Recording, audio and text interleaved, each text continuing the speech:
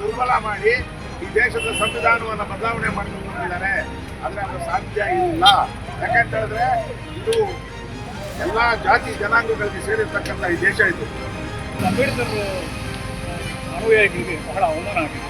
ಇಡೀ ದೇಶ ತಲೆ ತಗ್ಸುವಂತ ವಿಚಾರ ಇದೆ. ಆದ್ರಿಂದ ಈ ದೇಶದಲ್ಲೇ ಒಂದು ಅಘೋಷಿತ ತುರ್ತು ಪರಿಸ್ಥಿತಿ ಇದೆ. ಈ ದೇಶದಲ್ಲಿ ನಮಗೆ ಅವರು ರಾಜೀನಾಮೆ ಕೊಡಬೇಕು, ಅವರನ್ನ ದೇಶದಿಂದ ಗಡೀಪಾರು ಮಾಡಬೇಕು. ಸಮಾಜ ಭಾರತ ದೇಶ ನಡಿಬೇಕಾದ್ರೆ ಯಾವುದೇ ಧರ್ಮಗ್ರಂಥಿಗಳಿಂದ ಸಾಧ್ಯ ಇಲ್ಲ. ಅದು ಕೇವಲ ಬಾಬಾ ಸಾಹೇಬ್ ಅಂಬೇಡ್ಕರ್ ಅವರ ಸಂವಿಧಾನದ ಮುಖಾಂತರ ಗೃಹ ಸಚಿವ ಅಮಿತ್ ಶಾ ಅವರ ಅಂಬೇಡ್ಕರ್ ವಿರೋಧಿ ಹೇಳಿಕೆಯನ್ನು ಖಂಡಿಸಿ ಇಡೀ ದೇಶಾದ್ಯಂತ ಆಕ್ರೋಶ ವ್ಯಕ್ತ ಆಗಿದೆ. ಇದೇ ಬೆನ್ನಲ್ಲೇ ಇವತ್ತು ವಿವಿಧ ಪ್ರಗತಿಪರ ಸಂಘಟನೆಗಳು, ದಲಿತ ಪರ ಸಂಘಟನೆಗಳು, ಕನ್ನಡ ಪರ ಸಂಘಟನೆಗಳು ಒಗ್ಗೂಡಿ ಇವತ್ತು ಕೋಲಾರ ಬಂದ್ಗೆ ಕರೆ ನೀಡಿದ್ದಾವೆ. ಮುಂಜಾನೆ 4 ಗಂಟೆಯಿಂದಲೇ ಈ ಜಿಲ್ಲೆಯ ಕೋಲಾರ ಜಿಲ್ಲೆಯ ಎಲ್ಲ ರಸ್ತೆಗಳನ್ನ ಬಂದ್ ಮಾಡಿ ಬಂದ್ ಆಚರಣೆ ಮಾಡ್ತಾ ಇರ್ತಕ್ಕಂಥದ್ದು. ಸೊ ಈ ನಿಟ್ಟಿನಲ್ಲಿ ವಿವಿಧ ಪ್ರಗತಿಪರ ಸಂಘಟನೆಗಳ ಮುಖಂಡರು ಈ ದಿನ.com ಜೊತೆ ಮಾತಾಡಿದ್ದಾರೆ. ಅವರು ಏನೆಲ್ಲ ಹೇಳ್ತಾರೆ ನೋಡೋಣ ಬನ್ನಿ. ಯಾರು ಅಂಬೇಡ್ಕರ್ ವಾದಿಗಳಿದ್ದಾರೆ ಅವ್ರನ್ನ ದುರ್ಬಲ ಮಾಡಿ ಈ ದೇಶದ ಸಂವಿಧಾನವನ್ನು ಬದಲಾವಣೆ ಮಾಡಿಕೊಂಡಿದ್ದಾರೆ. ಆದರೆ ಅದು ಸಾಧ್ಯ ಇಲ್ಲ. ಯಾಕಂತ ಹೇಳಿದ್ರೆ ಇದು ಎಲ್ಲ ಜಾತಿ ಜನಾಂಗಗಳಿಗೆ ಸೇರಿರ್ತಕ್ಕಂಥ ಈ ದೇಶ ಇದು. ಸಾವಿರಾರು ವರ್ಷಗಳ ಚರಿತ್ರೆ ಇರ್ಬೋದು. ಆದರೆ ಈ ದೇಶ ನಡೀತಾ ಇರೋ ಸಂವಿಧಾನವನ್ನು ಮುಂದಿಟ್ಟುಕೊಂಡು ಯಾವ ರೀತಿ ಒಂದು ಇಸ್ಲಾಂ ಧರ್ಮ ನಡಿಬೇಕಾದ್ರೆ ಕುರಾನ್ ಬೇಕು, ಯಾವ ರೀತಿ ಹಿಂದೂ ಧರ್ಮ ನಡಿಬೇಕಾದ್ರೆ ಭಗವದ್ಗೀತೆ ಬೇಕು, ಯಾವ ರೀತಿ ಕ್ರಿಶ್ಚಿಯಾನಿಟಿ ನಡಿಬೇಕಾದ್ರೆ ಬೈಬಲ್ ಬೇಕು, ಅದೇ ರೀತಿಯಾಗಿ ಈ ದೇಶ, ಈ ಸಮಾಜ, ಈ ಭಾರತ ದೇಶ ನಡಿಬೇಕಾದ್ರೆ ಯಾವುದೇ ಧರ್ಮಗ್ರಂಥಿಗಳಿಂದ ಸಾಧ್ಯ ಇಲ್ಲ. ಅದು ಕೇವಲ ಬಾಬಾ ಸಾಹೇಬ್ ಅಂಬೇಡ್ಕರ್ ಅವರ ಸಂವಿಧಾನದ ಮುಖಾಂತರ ಈ ದೇಶವನ್ನು ನಡೆಸಲಿಕ್ಕೆ ಸಾಧ್ಯ ಆಗ್ತದೆ ಅಂತ ನಾನು ಹೇಳ್ತೀನಿ. ಬಂದ್ಗೆ ಸಹಕರಿಸಿದಂಥ ಬೇಕಾರು ಜನ ಇದ್ದಾರೆ. ಅಲ್ಪಸಂಖ್ಯಾತರು, ಹಿಂದುಳಿದವರು ಮತ್ತು ಎಲ್ಲರೂ, ಎಲ್ಲ ಈ ಅಂಬೇಡ್ಕರ್ ಅವರ ಅಭಿಮಾನಿಗಳು ಎಲ್ಲರೂ ಕೂಡ ಇವತ್ತು ನನ್ನ ಜೊತೆಯಲ್ಲಿ ವೆಂಕಟೇಶ್ವರ್ ಇದ್ದಾರೆ, ಮತ್ತು ನಮ್ಮ ನಾಗರಾಜ್ ಇದ್ದಾರೆ, ನಾಗದೇಳಿ, ಇವರೆಲ್ಲರೂ ಕೂಡ ಯಾರಿಗೆ ಸುತ್ತಮುತ್ತ ಇರಬೇಕಂತ ನಮ್ಮ ಶ್ರೀನಿವಾಸ್ ಇರ್ಬೋದು, ರಾಜಕೀಯದಲ್ಲಿ ಎಲ್ಲರೂ ಕೂಡ ಇವತ್ತು ಸಹಕರಿಸಿದ್ದಾರೆ. ಯಾಕಂದರೆ ಇವತ್ತು ಒಬ್ಬ ವೆಂಕಟೇಶ್ ಒಬ್ಬರಲ್ಲ, ವೆಂಕಟೇಶಿಂದ ಸಾವಿರಾರು ಜನ ಇದ್ದಾರೆ. ಯಾಕಂದರೆ ಸಂವಿಧಾನ ಉಳಿಸ್ಬೇಕಾದ್ರೆ ವೆಂಕಟೇಶ್ ಆಗಲಿ ಯಾರೇ ಆಗಲಿ ಎಲ್ಲರೂ ಜೊತೆಯಲ್ಲಿ ನಾವು ಇವತ್ತು ಸಹಕರಿಸಿದ್ದಾರೆ. ಒಂದನ್ನ ಉದಾಹರಣೆ ಇವತ್ತು ನೋಡ್ಕೊಂಡಿದ್ದೀನಿ. ಇವತ್ತು ದಲಿತರು ಮುನ್ಸಿಟ್ರೆ, ಅಲ್ಪಸಂಖ್ಯಾತರು ಮುನ್ಸಿಟ್ರೆ, ಅಹಿಂದ ಮುನ್ಸಿಟ್ರೆ ಈ ದೇಶ ನಾಡೋದ್ರಲ್ಲಿ ಡೌಟ್ ಇಲ್ಲ. ಇಂಥ ಅಮಿತ್ ಶಾ ಧಿಕ್ಕಾರ ಮಾಡ್ತಾರೆ ಮತ್ತು ಅವನು ವಜಾ ಮಾಡ್ತಾರೆ. ಅವನಿಗೆ ಧಿಕ್ಕಾರ, ಇಡೀ ಸಮುದಾಯಗಳು ಒಂದು ಸಮುದಾಯಗಳಿಗೆ ಧಿಕ್ಕಾರ ಇಲ್ಲ ಅಂತ ಹೇಳ್ತಾ ಎಲ್ಲರಿಗೂ ಸಹಕಾರ ಕೊಟ್ಟಂತ ಒಂದು ಸಹಕಾರ ಎಲ್ಲ ಬಂದವರಿಗೆ ಅವ್ರಿಗೆಲ್ಲ ಹೊಂದಿಸಿ ನಾನು ಮಾತನ್ನು ಮುಗಿಸ್ತೀನಿ. ಅವನಿಗೆ ಭಾಷೆಯಿಂದ ಒಂದು ಸಂಘರ್ಷಕ್ಕೆ ಪ್ರಾರಂಭದ ಹಂತದಲ್ಲಿ ಜೊತೆಯಲ್ಲಿ ಬಂದವನು. ಈಗ ದಲಿತ ಸಂಘರ್ಷದ ಮುಂಚೂಣಿ ಪತ್ರಿಕೆ ಸಂಘರ್ಷ ಸಾರಥಿ ಅಂತ ಪತ್ರಿಕೆ ಸಂಪಾದಕನಾಗಿದ್ದೀನಿ, ಮಂತ್ಲಿ ಪತ್ರಿಕೆ. ಹಾಗಾಗಿ ಇವತ್ತಿನ ಬಂದು ಏನು ಕರೆ ಕೊಟ್ಟಿದ್ದರು, ಅಮಿತ್ ಶಾ ಅವರು ನಡೆಸಿದಂಥ ಒಂದು ಅಂಬೇಡ್ಕರ್ ವಿರೋಧಿ ಹೇಳಿಕೆಗಳು, ಅದನ್ನು ಖಂಡಿಸಿ ಇವತ್ತು ಹಲವಾರು ಸಂಘಟನೆಗಳು, ಸಂಘಟನೆಗಳು, ರೈತರು, ರೈತಂತೆಯರು ಎಲ್ಲರೂ ಸೇರಿ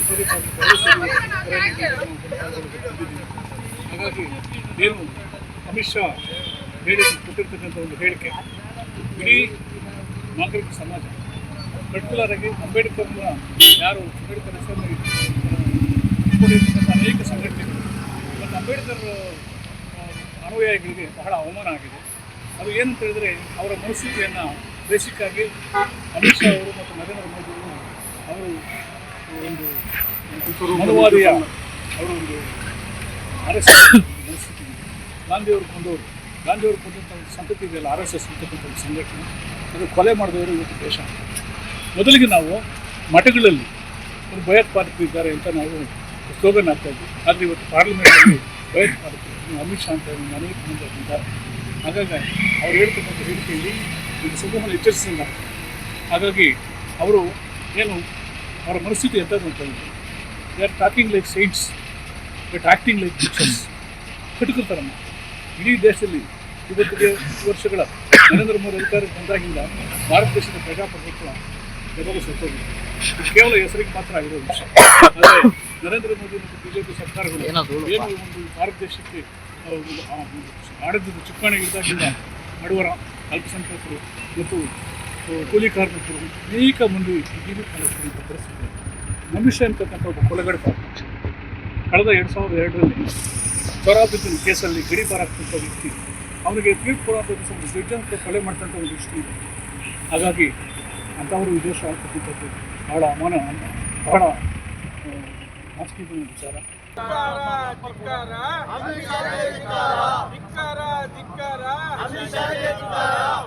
ಸಂವಿಧಾನವೇ ಅವಶ್ಯಕತೆ ಇಲ್ಲ ಇದೇ ಬಿಜೆಪಿಯವರಿಗೆ, ಸಂವಿಧಾನವೇ ಅವಶ್ಯಕತೆ ಇಲ್ಲ ಇದೇ ಚಿಕ್ಕೆ ಅಂತ ಹೇಳಿದ ಬಿಜೆಪಿಯವರಿಗೆ ಸರಿಯಾದ ಉತ್ತರ ಇವತ್ತು ಕೋಲಾರ ಬಂದ್ ಆಚರಣೆ ಮಾಡಿರ್ತಕ್ಕಂಥದ್ದು. ಬಹುಶಃ ಅಮಿತ್ ಶಾ ಅವರು ದೇಶದ ಜನತೆಗೆ ಒಂದು ಉತ್ತಮವಾದ ಸಂವಿಧಾನವನ್ನು ಕೊಟ್ಟಿರ್ತಕ್ಕಂಥ ಅಂಬೇಡ್ಕರ್ ವಿರುದ್ಧ ಮಾತನಾಡಿರ್ತಕ್ಕಂಥದ್ದು, ಬಹಳ ಕೀಳುತನದ ಮಾತನ್ನು ಬಳಸಿರ್ತಕ್ಕಂಥದ್ದು. ದೇಶದ ಪ್ರಜ್ಞಾವಂತರು, ದೇಶದ ಎಲ್ಲ ಹೋರಾಟಗಾರರು ಇದನ್ನು ಧಿಕ್ಕಾರ ಮಾಡಿರ್ತಕ್ಕಂಥದ್ದು ಇಡೀ ದೇಶಕ್ಕೆ ಮಾದರಿಯಾಗಿದೆ.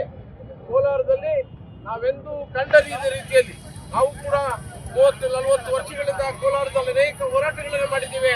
ಆದರೆ ಇಂದು ಅಂಬೇಡ್ಕರ್ ಅವರ ಪರವಾದ ಒಂದು ಏನು ಈ ಹೋರಾಟ ಹಮ್ಮಿಕೊಳ್ಳಲಾಗಿದೆ, ಇಡೀ ಸಮಾಜ ಅವರ ಪರ ನಿಂತಿರ್ತಕ್ಕಂಥದ್ದು ಇವತ್ತು ಬಿಜೆಪಿಯವರು ಗಂಟೆರೆದು ನೋಡ್ತಕ್ಕಂಥ ವಿಚಾರ.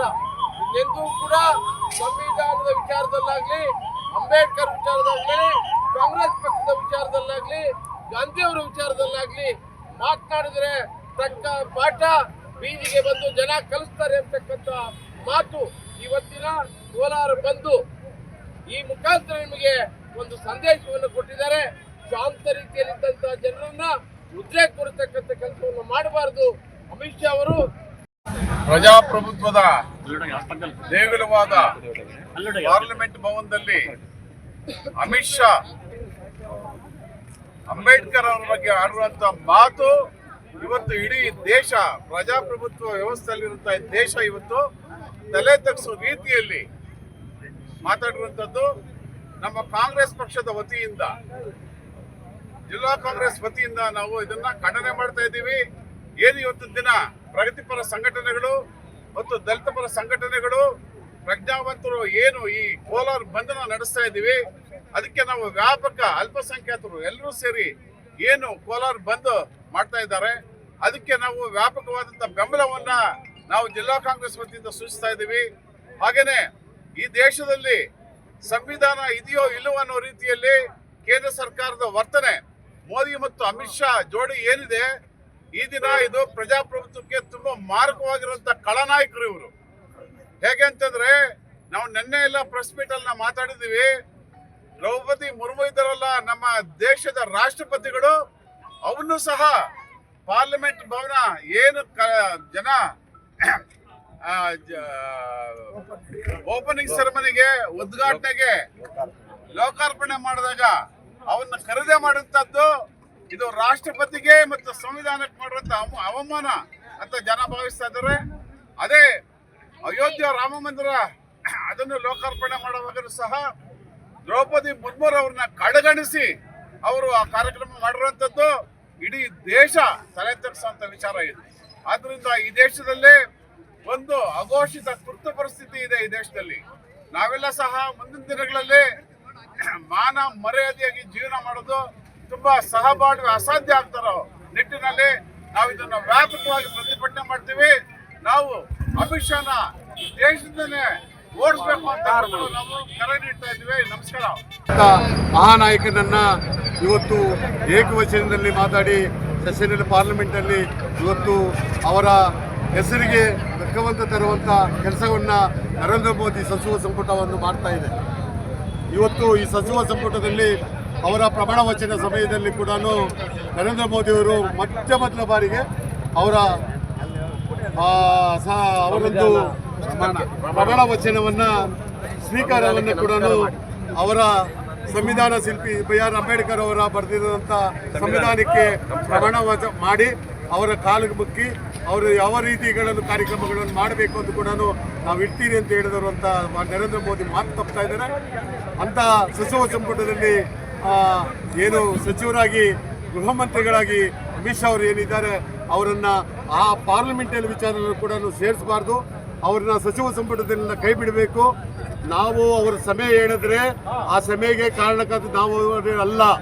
ನಮಗೆ ಅವರು ರಾಜೀನಾಮೆ ಕೊಡಬೇಕು, ಅವರನ್ನು ದೇಶದಿಂದ ಗಡೀಪಾರು ಮಾಡಬೇಕು.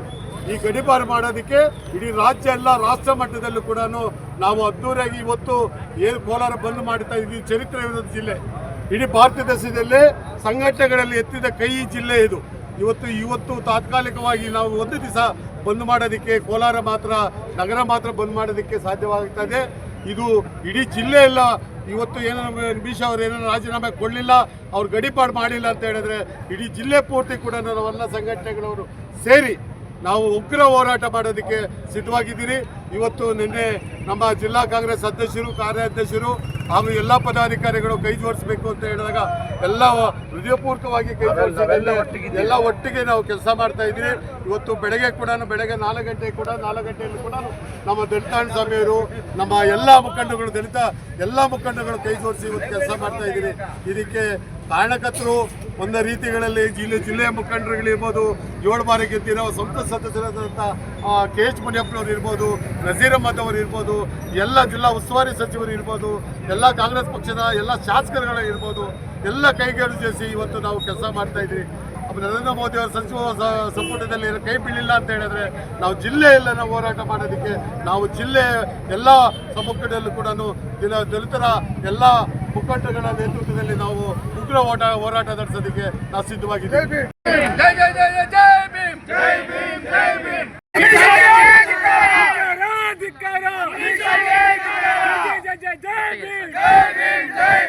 ಹಲವಾರು ಕಡೆ ನಮ್ಮ ಸ್ನೇಹಿತರುಗಳು, ನಮ್ಮ ಮೈನಾರಿಟಿ ಅಧ್ಯಕ್ಷರುಗಳು ಎಲ್ಲ ಕಡೆ ಹೋರಾಟ ಮಾಡ್ತಾ ಇದ್ದಾರೆ.